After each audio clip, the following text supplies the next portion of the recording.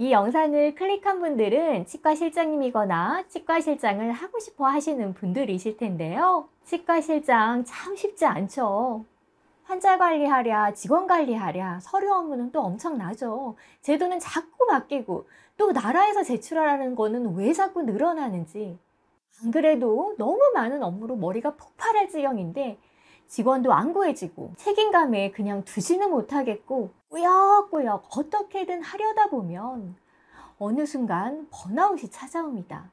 그런데 이 번아웃은요, 어느 순간 갑자기 찾아오는 것이 아닌 만성질환처럼 우리 마음에서 서서히 진행이 됩니다. 그래서 심각한 번아웃이 오기 전에 나의 상태가 지금 어떠한지 알아채고 이에 대처하는 것이 중요하세요. 좋은 실장님이 되시려면 업무 능력 당연히 중요하지만 나를 다스릴 수 있는 멘탈 관리가 더욱더 중요합니다. 그래서 업무에만 매몰되지 마시고요. 나의 정신 상태를 점검하고 늘 챙기셔야 하는데요. 오늘 제가 선생님이 현재 어느 단계에 있는지 점검하고 번아웃이 진행되었다면 이것을 극복할 수 있는 3가지 방법을 알려드릴 테니 영상 끝까지 집중해서 봐주세요. 먼저 나는 지금 어떤 단계에 있는지 자각하는 것이 중요하겠죠. 나의 상태를 먼저 점검해 보도록 할게요. 심리학자 아치 브로드스키와 제리 델 위치는 번아웃의 진행 단계를 4단계로 나누어서 설명하고 있는데요. 첫 번째는 열성 단계입니다. 이 단계는 일을 새롭게 시작하면서 성취에 대한 강한 열정을 보이는 단계인데요. 맨 처음은 대부분이 이렇게 파이팅 넘치게 시작합니다. 두 번째는 침체 단계입니다. 시간이 지나면서 일의 흥미와 의욕이 점점 줄고 모든 일에 소극적으로 변화되는 단계죠. 세 번째는 좌절 단계입니다. 업무 중 좌절과 실패가 반복되다 보니 일이 무의미하다 느껴지고 해결하려고 노력하기보다 회피하는 자세를 취하게 되는 단계입니다. 네 번째는 무관심 단계입니다. 사실 이 지경이 되면 손 쓰기가 어려울 수도 있어요. 이때는 극심한 스트레스에 정신이 잠식당한 상태인데요.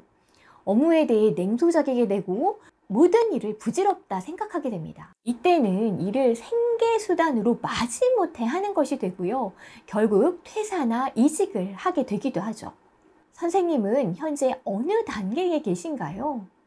현재 2, 3단계로 진행되고 있다면 이걸 자각하고 4단계까지 가지 않도록 노력을 하셔야 됩니다. 외부의 요인은요, 어떻게 할 수가 없어요. 현재 치과 환경이나 분위기를 내 마음대로 바꿔낼 수 있으면 참 좋겠지만 그건 한순간에 되는 것이 아닙니다. 세계적인 컨설턴트들도 한 조직을 변화시키는데 3년이 걸린다고 합니다. 그건 마음만 가지고 할 수 있는 게 아니에요.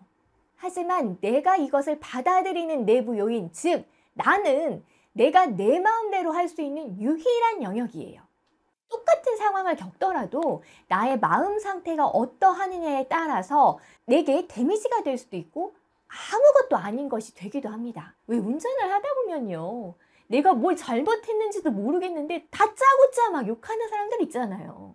그런 일을 당했을 때 저 사람 인생 참 팍팍한가 보다. 이런 거에도 화가 나다니 참 안 됐네. 이렇게 생각하면 물론 기분은 나쁘지만 그 감정이 오래가지 않고 나의 일상에 데미지가 되지는 않습니다. 그런데 이 인간이 나를 무시하나? 라는 피해의식을 만들어내고 그 사람에게 어떻게 복수하지? 라는 생각으로 머리를 가득 채우게 되면요. 내 감정이 요동쳐서 일상이 힘들어집니다. 막 분해서 잠도 안 오고 그러잖아요. 펼쳐지는 상황은 똑같지만 내가 어떻게 받아들이느냐에 따라 그 이후의 상황은 완전히 달라집니다. 직장 생활도 하다 보면 도저히 여기서는 못 버티겠다. 그런 생각이 드는 경우들이 있어요. 그런데 이런 순간에도요, 나의 멘탈이 무너져 있으면 자기 객관화도 안 되고 일단 피해의식이 생겨 있는 상태이기 때문에 현명한 판단을 할 수가 없게 됩니다. 그래서 이런 순간일수록 힘들지만 내 멘탈 먼저 단단히 챙기고 현실을 직시하고 지금 내가 할 수 있는 최선이 무엇인지 판단할 수 있는 자아를 만드셔야 돼요. 그리고 이렇게 내가 단단해지면요. 신기하게도 풀리지 않을 것만 같았던 문제들이 풀리는 신기한 경험을 하게 되기도 합니다. 그래서 지금 현실이 어떠하든요, 그 현실에 매몰되시면 안 되고요. 일단 나부터 다 잡으셔야 됩니다. 그럼 멘탈이 흔들리고 있을 때 나의 마음을 다 잡는 3가지 방법을 알려드릴게요. 내 마음을 다 잡을 수 있는 가장 쉽게 할 수 있는 2가지는 단연 운동과 명상입니다. 너무 뻔한 거 아니냐고요? 그럼 그 뻔한 거 하고 계시기는 한가요? 아는 것과 하는 것은 천지 차이입니다. 잘 되는 사람들이요, 두뇌가 아주 특출나서 그렇게 되는 게 아니에요. 나는 알고만 있는 것을 그들은 합니다. 그 행동의 차이가 결과를 만드는 거지, 아무리 좋은 것도 내 머릿속에 저장만 시켜놔봐야 어떤 것도 변하지 않습니다. 성공한 사람들이 하나같이 명상과 운동에 대해 이야기하는 것은 우연이 아니에요. 회복 탄력성의 저자이자 뇌과학 기반 마음 근력의 권위자인 김주환 교수님에 의하면 모든 부정적 감정의 근원은 두려움이라고 합니다. 고압적인 직장 상사에 대한 두려움, 진상 고객에 대한 두려움, 나의 미래에 대한 두려움 등 현대사회는 두려움의 연속이죠. 그런데 이 두려운 감정을 다스리는데 특효약이 운동과 명상이라고 합니다.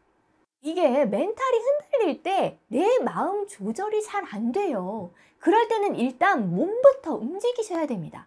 성공한 사업가들 보면 꼭 바닥을 찍고 성공의 궤도에 오릅니다. 그런데 바닥에 갔을 때 제일 먼저 하는 게 무조건 운동이에요. 영국의 400대 부자로 뽑힌 켈리체 회장님도 사업을 잘하다가 한순간에 망해서 10억의 빚을 지게 됩니다.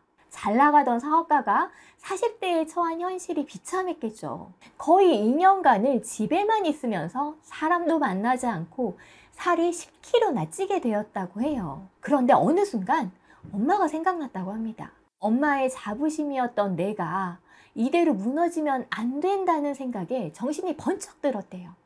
그리고 그날부터 물병 하나 들고 나가서 걷고 또 걸었다고 합니다. 그렇게 걷다 보니까 어느 순간 정신이 맑아지고 몸에 다시 긍정적 에너지가 조금씩 솟아났다고 해요. 그리고 5년 만에 그녀는 영국의 400대 부자에 들게 됩니다. 두려움이 많아지면 온몸의 근육이 위축이 됩니다. 몸이 막 나도 모르게 움츠러들잖아요. 근육이 위축되면요, 부정적인 감정을 일으키는 뇌의 편도체라는 부분을 활성화시킨다라고 합니다. 그래서 내적 안정감을 찾으려면 활성화된 편도체를 안정화시켜야 되는데요. 그러려면 근육을 이완시켜야 된다고 합니다. 계속 위축되어 있으면 계속해서 이 편도체가 활성화되어 있다는 거죠. 그래서 릴렉스 하셔야 되는데 이 릴렉스를 시키는데 가장 손쉬운 방법이 바로 운동입니다. 우울이 몰려오잖아요. 그럼 일단 나가서 걷거나 뛰어보세요. 다시 일어나야겠다는 에너지가 조금씩은 올라오게 되실 겁니다.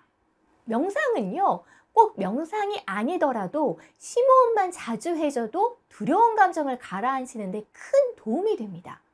의도적으로 숨을 천천히 쉬어보세요. 숨을 천천히 들이마셨다가 숨을 잠깐 멈췄다가 숨을 다시 천천히 내쉬는 거예요. 요가나 명상에 꼭 이 호흡법이 들어가죠. 심장이 빨리 뛰면 뇌는 우리가 불안하다고 느낀다고 해요. 그런데 이 호흡을 천천히 하게 되면 심장 박동이 안정화되고 뇌가 나를 편안한 상태라고 인지하게 된다고 합니다. 뇌를 속이는 거죠. 나는 불안한데 편안하다고 계속 뇌를 속이는 거예요. 그런데 이렇게 계속하면 뇌가 속아 넘어갑니다. 내가 편안한 상태라고 인지하고 그런 상태가 될 수 있도록 모든 호르몬 분비를 만들어요. 그러면 부정적 감정이 가라앉게 됩니다. 진상 환자가 오기 전이나 아침에 출근하기 너무 싫을 때 한번 해보세요.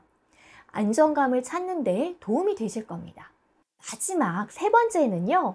나의 마인드셋을 성장 마인드셋으로 만드는 겁니다. 마인드셋이라는 책에서 캐럴 드웨그는 사람의 마음가짐을 고정 마인드셋과 성장 마인드셋으로 나누어 설명하는데요. 고정 마인드셋의 소유자들은 자신의 능력, 역량, 성격이 고정된 것이라고 생각한다고 해요. 생물학적이나 환경에 의해 결정되었다고 믿기 때문에 변할 수 없다고 이들은 생각합니다. 그래서 도전을 두려워하고 실패를 경험하면 자신의 능력을 탓하며 포기하고 만다고 합니다. 반면 성장 마인드셋을 가진 사람은 자신의 능력, 역량, 성격이 지속적인 노력과 학습에 의해 향상될 수 있다고 믿고요. 도전과 실패는 자연스러운 과정이라고 여기면서 끊임없이 발전하고자 합니다. 이러한 사람들은요, 과정 중심으로 생각하고 칭찬과 성공보다 발전과 극복을 중요하게 생각합니다. 캐널드웩이 재미난 실험을 하나 했는데요. 화학에 꽤나 관심을 가진 의과 학생들의 화학 수업을 진행하면서 그 수업에 참여한 의과 학생들의 마인드셋을 조사했다고 합니다. 역시 고정 마인드셋을 가진 학생들이 있었고 성장 마인드셋을 가진 학생들이 있었는데요. 고정 마인드셋을 가진 학생들은 수업이 쉬울 때만 흥미를 유지했고 어려워지면서 흥미와 관심도가 뚝 떨어졌다고 해요. 반면 성장 마인드셋을 가진 학생들은 수업이 꽤 어렵다는 걸 알게 된 이후에도 비슷한 관심도를 유지했고요. 배우는 과정 자체를 흥미롭게 여기고 즐겼다고 합니다. 인생을 대하는 태도도 똑같은 것 같아요.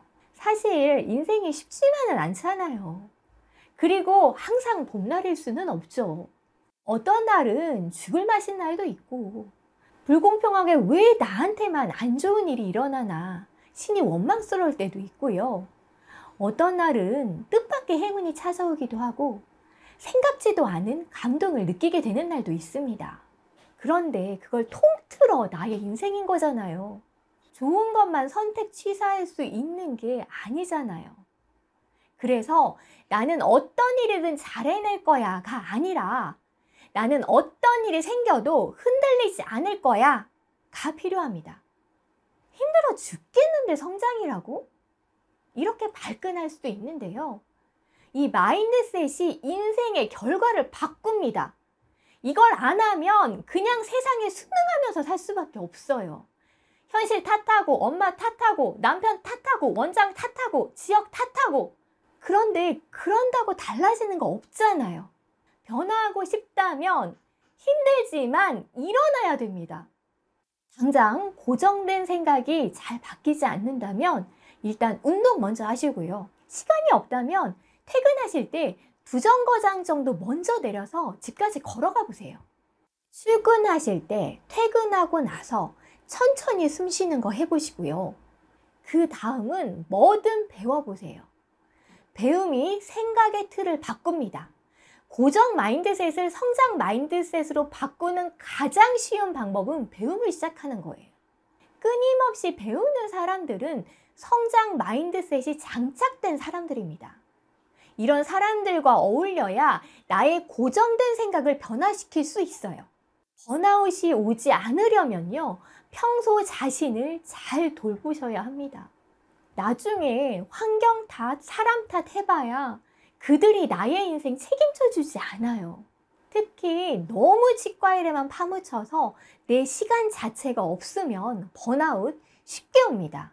내가 떠안지 않아도 될 책임감을 과도하게 가지고 있는 것은 아닌지 점검해 보시고 조금은 내려놓으세요. 그리고 하루의 일정 시간은 무조건 운동, 명상, 배움에 쓰면서 나를 돌보고 위로하는 시간을 가지셔야 합니다. 그래야 지치지 않고 갈 수 있어요. 인생은 마라톤이잖아요. 우리 엄마도 항상 저한테 하는 이야기가 있거든요. 제가 이 세상에서 가장 존경하는 게 우리 엄마인데요. 저희 엄마도 하루 1시간 운동은 절대 빼먹지 않고 하세요. 그리고 늘 저한테 당부하십니다. 야, 너 아무리 바빠도 하루 1시간은 너만을 위해 써라. 너 몸 망가지고 누구 탓해봐야 아무 소용없어. 늘 이렇게 말씀하시거든요. 힘들어도 힘내시고 그 누구 탓도 하지 말고요. 현재 내가 당장 할 수 있는 것에 집중하면서 번아웃 꼭 극복해내시기를 바랍니다.